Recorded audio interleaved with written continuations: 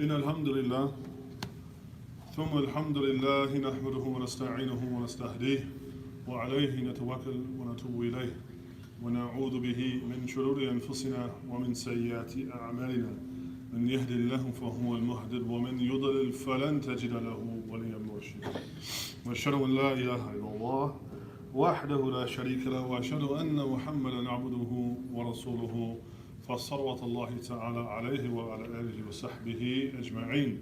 إن الله وملائكته يصلون على النبي يا أيها الذين آمنوا صلوا عليه وسلموا تسليما. أما بعد، يقول عز وجل في كتابه بعد أعوذ بالله من الشيطان الرجيم يا أيها الذين آمنوا اتقوا الله حق تقاته ولا تموتن إلا وأنتم مسلمون وبعد. Today I want to talk about the importance of not only the Hajj, but of course the culmination with the day of Arafah, some of what its significance is for us and why it should be a big deal for us. And one of the things that I've noticed, at least, I don't know, maybe it's just something here in America, but the month of Ramadan for us tends to be a big deal. We come to the masjid during the month of Ramadan. We like to go and hear the Imam recite the Quran in the Taraweeh Salah. And for one reason or another, the month of Ramadan is treated like a big deal. And then the other days of the year that have significance are kind of not as much. And yet, in a number of narrations, the companions radiallahu anhum ajma'in of the Prophet ﷺ relate to us the words of the Prophet ﷺ that gives great weight to the day of Arafah. And I don't want to make our religion into one day of the year or 1 month of the year, but it is actually important to remember there are other very special, very blessed, and very important days for us to take advantage of for ourselves throughout the year. And of course, the 10 days of the Hajj is described by the Prophet ﷺ as being some of the most ahabul ayyam ila Allah ta'ala. They are some of the most beloved days to Allah subhanahu wa ta'ala. Now what's interesting is that during the month of Ramadan, of course we have the Quran, كُتِبَ عَلَيْكُمُ الصِّيَامُ كَمَا كُتِبَ عَلَى الَّذِينَ مِنْ قَبْلِكُمْ, right? We have the commandment to fast. We have the prayer in the evening, even though it's not mandatory. Some of us think it is, but we have the Taraweeh Salah in the evening and breaking of the fast and so on. So there are more things that are outlined for us in this month. And that when it comes to the first 10 days of the Hajj, and of course unless you're on Hajj yourself, sometimes it tends to go by the wayside that these are just like any other 10 days. And that's part of the challenge of living here is to be awake, even though the young people today, they use this term woke all the time, but it is an important thing for us to be awake and to be conscious of reality, not as we only experience it, but reality as Allah Ta'ala tells us what it is. So the Prophet ﷺ telling us that there are, the most beloved days in the dunya, in this life, are these first 10 days of Dhul Hajj. We should, pay heed to this. The challenge, as I said, is there is not necessarily any one or two things that is prescribed for us to do. So the difference between these 10 days of the Hajj and the Ramadan is that it's kind of more up to us to make of it what we will. And there's a great lesson in this, in that if we want to have a really robust, meaningful, and engaging relationship with our Creator, with Allah Ta'ala, with our practice as Muslims, some of it, yes, there are things that we have to do. وَأَقِيمُوا الصَّلَاةَ وَآتُوا الزَّكَاةَ, right? Pray, give your zakah, fast the month of Ramadan. But there will be other times where it's just as important to have the himmah, to have the drive, the energy, the commitment, but we aren't necessarily given the stereo instructions of how to do it.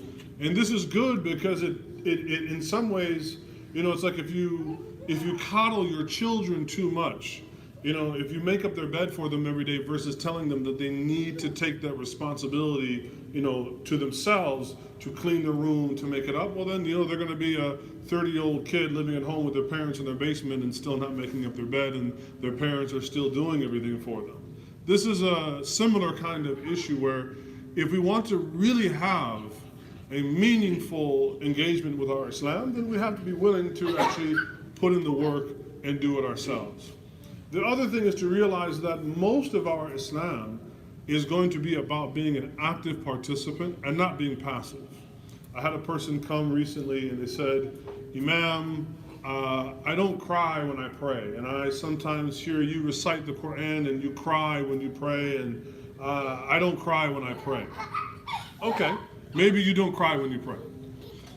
One, there's no commandment that you have to cry in the prayer.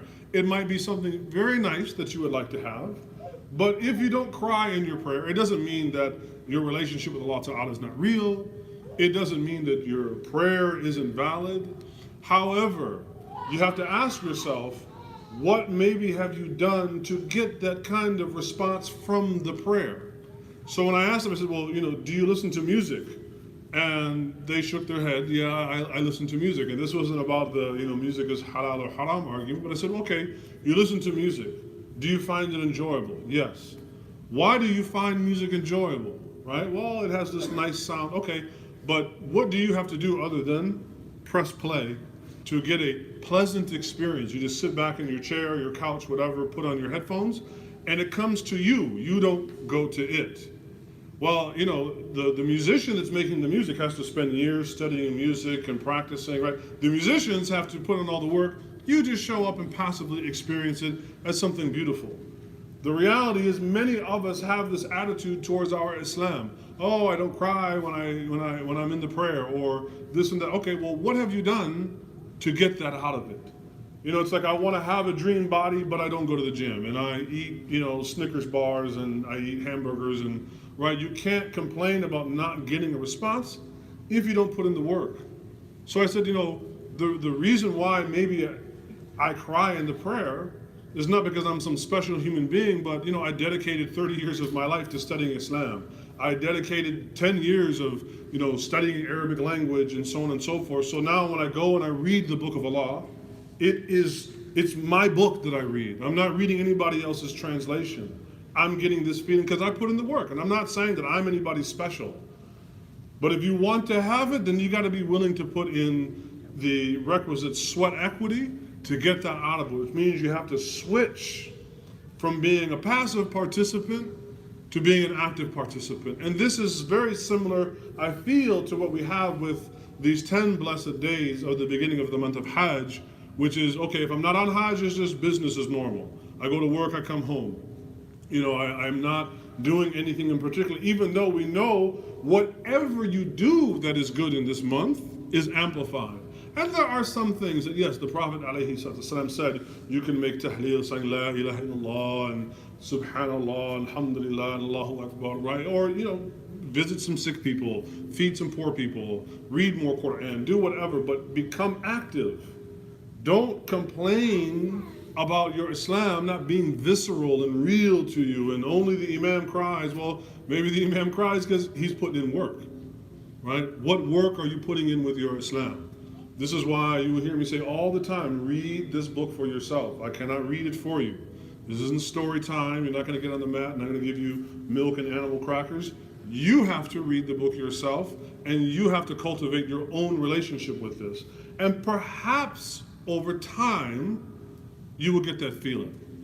Now, just in the same way of going to the gym, not every time you go to the gym, you feel that great energetic pump.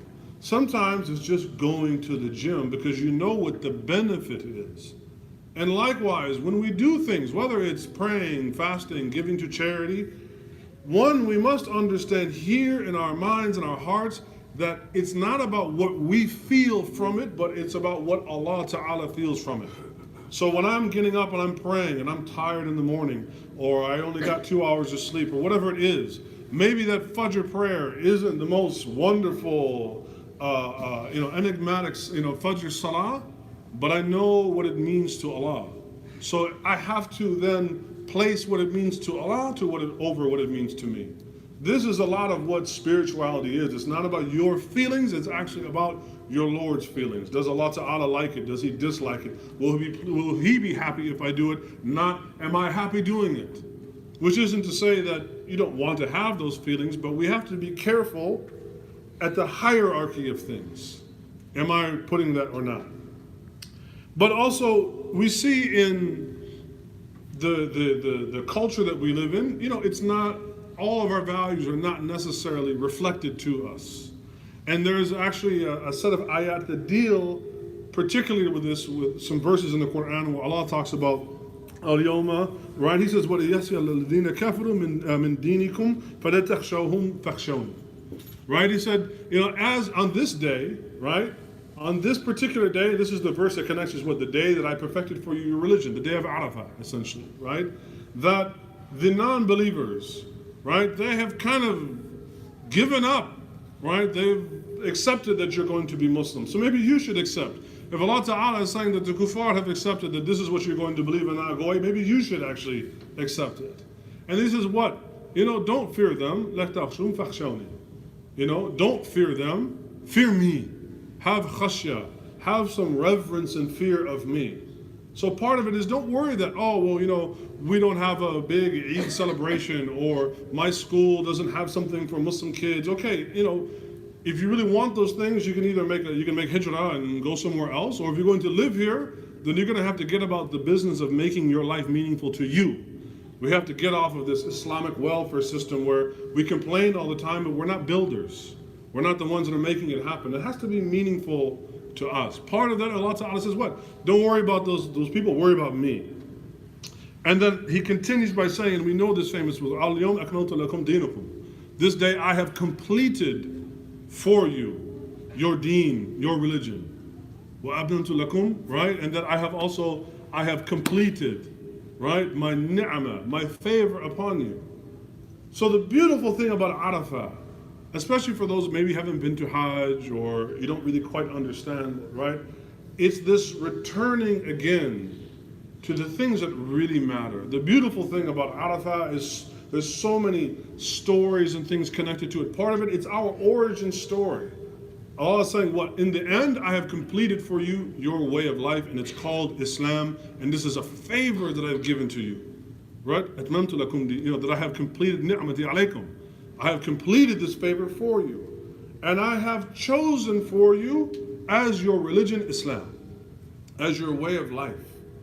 So part of it is really, in the end, this is what Allah Ta'ala wants us to be.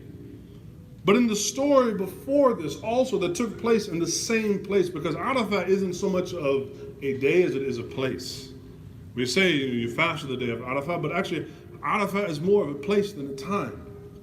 What happened a long, long time ago, before our souls were even put into our bodies, that Allah Ta'ala says what? And we took from Adam all of his dhurriyat. We took all of the descendants of Adam and we put them in this place and we made them swear, Alastu bi rabbikum, am I not your Lord? And every single soul that ever will exist, Bala, of course you are. And we testified this upon ourselves, which means you go back to the beginning, which is this life in many ways is like a dream. There are some hadith and athar from the Prophet ﷺ, from Ali radiallahu anhu, that talk about life being kind of like a dream. And this has a lot of validity to this. And that if you think about it, most of us don't really remember when we became conscious. We were born, but we don't remember being born. We don't remember being 6 months old. We don't remember being a year old. Matter of fact, try to go back to your first memory. You can't really do it. It's just you kind of slowly wake up and like having a dream. When you have a dream, you don't really, okay, now I'm in my dream and I'm proceeding. No, you just kind of arrive in your dream. There was a movie called Inception. It was very intelligent. And it had this idea that you don't really remember when you're in the dream. You're just kind of there. And then you leave. And that's much how this life is like a dream. And we get so caught up into the crunch of daily life that the blessed thing about Arafah, not only the day, but the place and the significance of it, it takes us back to the very essence of who we are. We are arwah, we are souls in a body. And we are created to worship Allah. This is our very essence, the purpose of our existence.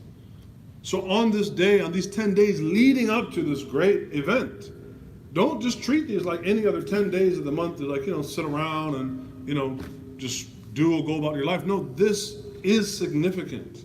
Because in the same way that you didn't kind of like remember the first day that you got here, as Allah says, one day you're not going to be here. So make use of this life, take advantage of the time, realize the blessing. Allah Ta'ala has said personally, that I have personally perfected and given you this thing called Islam as a favor, ni'mah, and I have given it to you. So during these 10 days, during the last few days that we have left, leading up to the day of Arafah and also for the Eid, think about, what does your life mean to you? What does your Islam mean to you? How can you make it more meaningful? And more importantly, how can you come to realize that what you do, it matters to Allah, not always what feeling you get when you do it for Him. This is why Jibreel, when he came to the Prophet ﷺ, one of the things he came to was to teach them about ihsan. And we know this very famous engagement in which the Prophet ﷺ explained, for the sake of the companions, for us, when Jibreel asked the question, what is ihsan, what is excellence, is what? It's if you worship Allah as if you can see Him. But even though you can never see Him, you know that He sees you. You know when you're praying now, you pray Asr, or you go visit an old sick person, you know that Allah Ta'ala sees it. It doesn't matter with anybody. It doesn't matter whether I see it, the Imam sees it. It doesn't even matter your parents see it. No, what matters is, do you know that Allah sees it? Not that you necessarily feel something. That takes time. But coming to the realization that Allah, there is no privacy from God. Allah sees everything that we do. And if we embrace that, that will change our behavior for the better. And it will also give us real tranquility, because this life can be so much about ups and downs and stress and earning money and what schools our kids go to and all of these things. Not realizing that for what? 4, 5, 6, 7, 8, 9, 10 decades, if we're really, really blessed, we're here, and that's it. A very short blip on the screen. And then we're gone. And we can only take really our deeds, which are cemented in our beliefs, with us. That's it. That's all we can take with us. So during these 10 days, ask whatever you want to ask from your Lord. And just have a spirit and a feeling of knowing that Allah is there, seeing what you do, and knowing that everything you do is appreciated. This is one of the other, Allah is Al-Hamid. Allah is not only worthy of praise, but He is the one that is acknowledging anything that He will reward and will give ajrun kareem. So we ask Allah, nasallahu bil afiyah, we ask Allah for well-being, we ask Allah to ij'ala min ahli dhikr, make Allah make us from the people of remembrance, to wake up out of this sleepwalk and become the people of remembrance, and inshallah become the people of taqwa and the people of maghfirah. ربنا اغفر لنا ذنوبنا وكفر عنا سيئاتنا استغفر الله استغفر الله استغفر الله.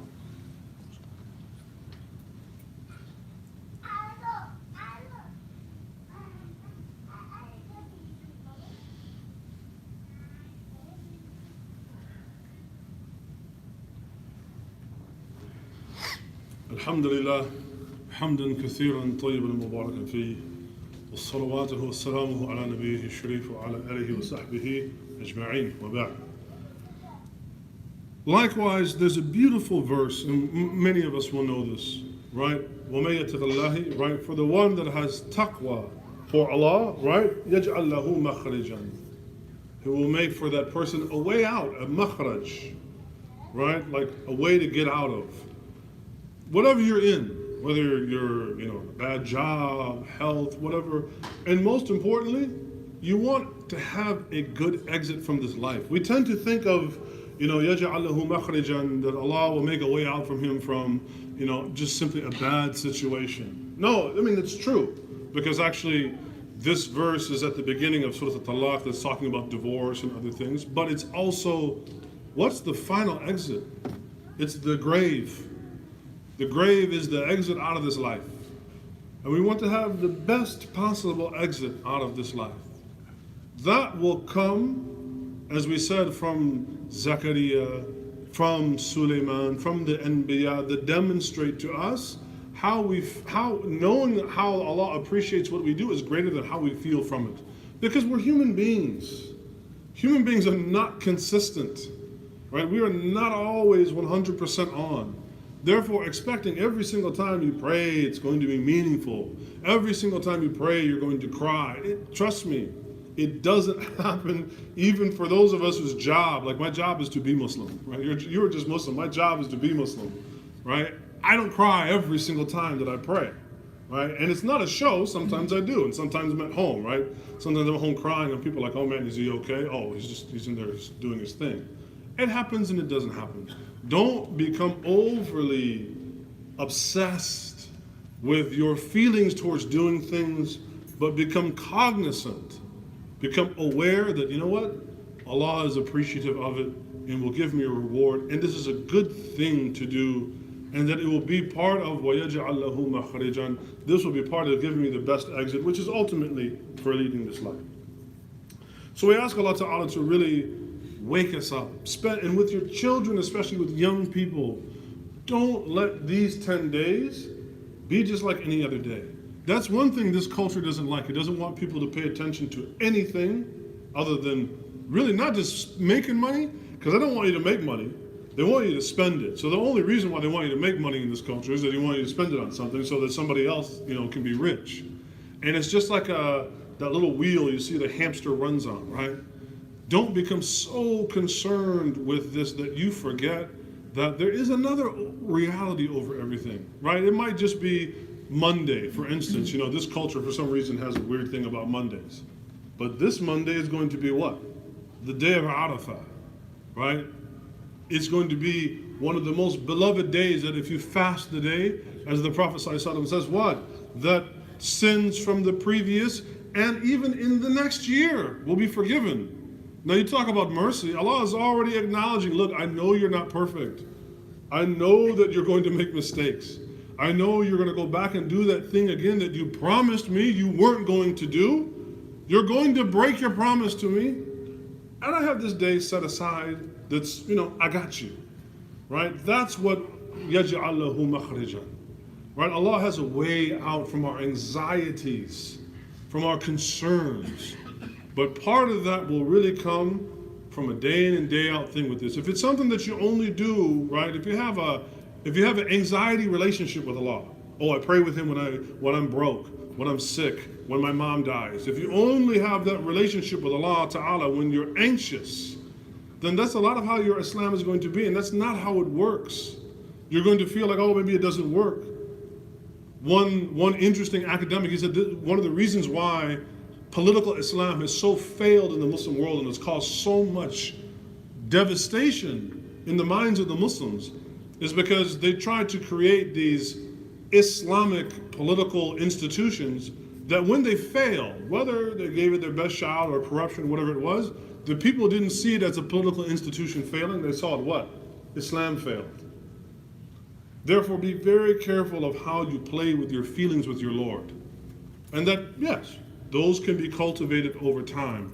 But understand that there's an importance of having innate values. Innate things that the value of them is not based upon whether we do it beautifully or not. Maybe when you pray, your prayer isn't 100, or maybe your wudu isn't perfect. Okay, yeah, work on those things over time. But just because it wasn't perfect doesn't mean Allah doesn't accept it from you. And don't expect to always get that feeling, right? Work on the long haul and work on being the person that Allah says, يَجْعَلْ لَهُ مَخْرِجًا, that He will make for you a way out. وَأَقِيمَ الصَّلَاةَ.